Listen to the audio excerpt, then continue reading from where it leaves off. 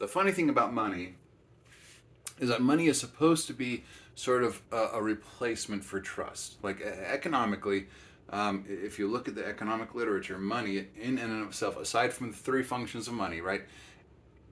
The whole basis of that is that money is a sort of stand-in for trust, right? I mean that's how it's supposed to work.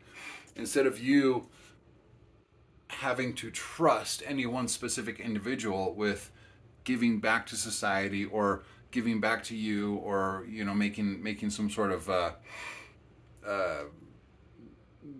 doing something that replaces the value for what you gave them, right? You use money.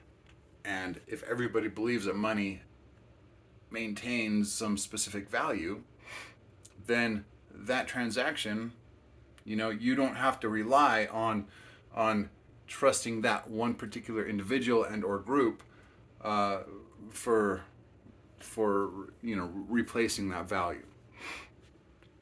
But but the irony of this whole thing is that money in and of itself, its very nature, is a what's the word, like a is a conduit for corruption and doing things that are not trustworthy, for tricking people into giving you their money, right?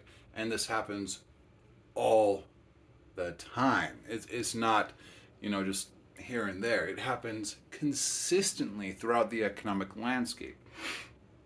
Software vendors will sell you software that they know is not ready for production, right?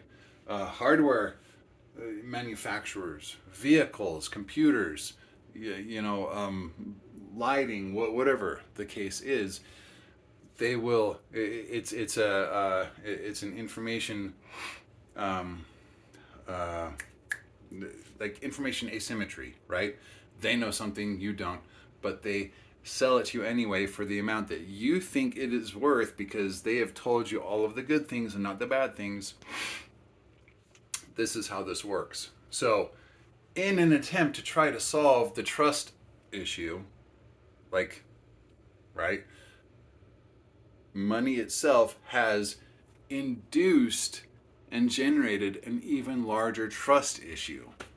So, when there's a paradox, it needs to be solved, and you can't solve the paradox with its own self.